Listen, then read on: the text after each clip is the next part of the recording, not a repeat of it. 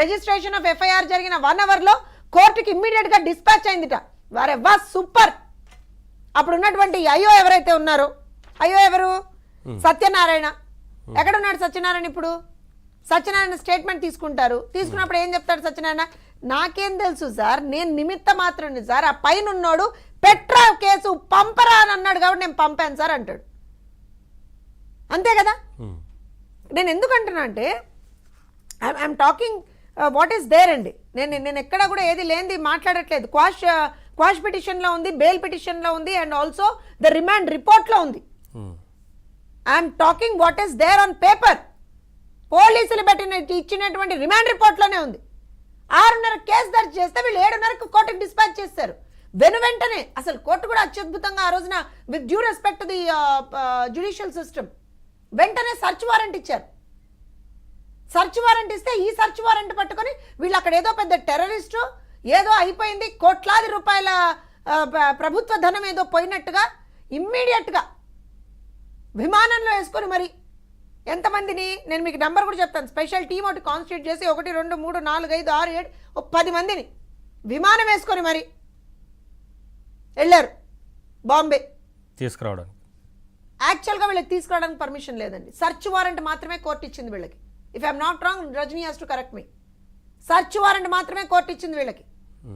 వీళ్ళు పోయి అక్కడ పోయి ఏం చేశారు, వారి ఫ్యామిలీ మొబైల్ ఫోన్లు, ల్యాప్టాప్లు అన్ని సీజ్ చేశారు కానీ ఫోరెన్సిక్ పంపించలేదంట. నేను మొత్తం మీకు హిస్టరీ ఎందుకు చెప్తున్నానో నవీన్ గారు అర్థం చేసుకోండి. సర్చ్ వారెంట్ కోర్టు నుంచి ఉన్నప్పుడు వీళ్ళు అక్కడికి వెళ్ళి ఏం చేశారు, ఇమీడియట్ గా అదే రోజు రాత్రి బయలుదేరి హుట్టాహుట్ని వెళ్ళిపోయారు. 3వ తారీఖు అక్కడ ఉన్నారు. ఉండి సర్చ్ పక్కన పెట్టి, సర్చ్ వారెంట్ ఉంది, నువ్వు సర్చ్ కదా చేయాల్సింది, అది పక్కన పెట్టి ఇమ్మీడియట్ గా ఈవెన్ తీసుకెళ్ళి అక్కడ లోకల్ పోలీస్కో ఎవరికో ఇచ్చేసి మ్యాజిస్ట్రేట్లో transit something right Rajani, transit ఇది అది తీసుకొని ఇమ్మీడియట్ గా ఈమెను అరెస్ట్ చూపించి ట్రాన్సిట్ చేసి ఇమ్మీడియట్ గా ఈమెను ఇక్కడ తీసుకురావాలి. తర్వాత ఇదంతా అయిన తర్వాత, ఇవన్నీ ప్రహసనాలు అయిన తర్వాత అప్పుడు సర్చ్ వారెంట్ మేము ఎగ్జిక్యూట్ చేస్తున్నాం అని చెప్పి దానికి సంబంధించినటువంటి రిపోర్ట్ రాశారు. ఏమని రాశారు, ఆమె దగ్గర మాకు ఇన్ని ల్యాప్టాప్లు దొరికాయి, ఇన్ని ఫోన్లు దొరికాయి. నువ్వు వెళ్ళింది దేనికి రా నాయన, దేనికి వెళ్ళావు నువ్వు? ఆమె ఏదో 5 లక్షలు 10 లక్షలు ₹1 కోటి మరి ఏదో దాని మీద కూడా క్లారిటీ లేదు. ఏదో ఆమె ఈ సంబంధించినటువంటి కుక్కల విద్యాసాగర్ ఈ నిజంగా నమూనా క్యాండిడేట్లు అందరూ ఎక్కడి నుంచి వస్తారా వైఎస్ఆర్సీపీలో నాకు అర్థం కాదు. ఐటమ్ టాప్ నాచ్ ఐటమ్స్ దొరుకుతారు ఒక్కొక్కడును. దొరికారు. అతను ఎవరోట కంప్లైంట్ పెట్టాట, ఇమ్మీడియట్ గా రియాక్ట్ అయ్యారట, వీళ్ళు పోయారట, సర్చ్ వారెంట్ పక్కన పెట్టేశారట, అమ్మాయిని తీసుకొచ్చేసారు. ఏదో సార్ వాళ్ళకి తెలియదు. తెలిస్తే ఆ విద్యాసాగర్ అనేవాడు 2 రోజులు ఏం చేశాడు, అప్పుడున్నటువంటి అయ్యో ఎందుకు బయటకు వచ్చి క్లారిఫికేషన్ ఇవ్వట్లేదు.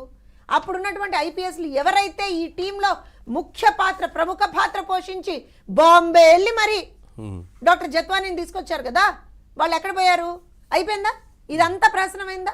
నువ్వు వెళ్ళింది దేనికి? డాక్యుమెంట్లు అన్నావు, డబ్బులు అన్నావు. ఏం చేసావు? వెళ్ళి ఆమె దగ్గర ఉన్న ఫోన్లు గుంజుకున్నావు, ఆమె దగ్గర ఉన్న ల్యాప్టాప్లు గుంజుకున్నావు, వాళ్ళ నాన్న దగ్గర ఉన్న ఫోన్లు గుంజుకున్నావు, వాళ్ళ అమ్మ దగ్గర ఉన్న ఫోన్లు గుంజుకున్నావు. పోనీ ఆ గుంజుకున్న ఫోన్లు ఏమన్నా ఫోరెన్సిక్ టీంకి ఇచ్చామంట.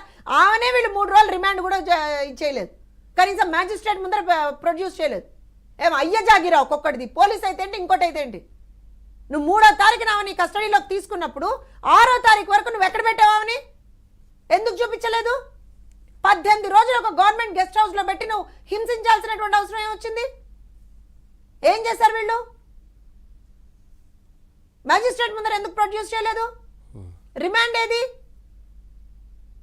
ఒక్కటేసారి బెయిల్ వేసింది 26 తర్వాత, if I'm not wrong.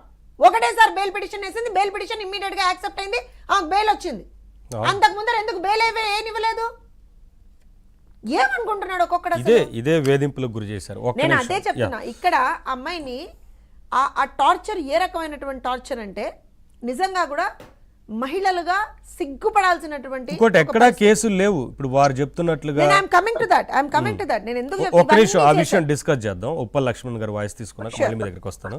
Sir Laxman గారు, ఏంటంటే పోలీస్ అధికారులు అంటే వారి బాస్ వారి అంటే పార్టీకి కార్యకర్తలాగా వ్యవహరించారనేది, క్రియాశీలక కార్యకర్తలాగా వ్యవహరించారనేది కనిపిస్తూ ఉంది. ఒక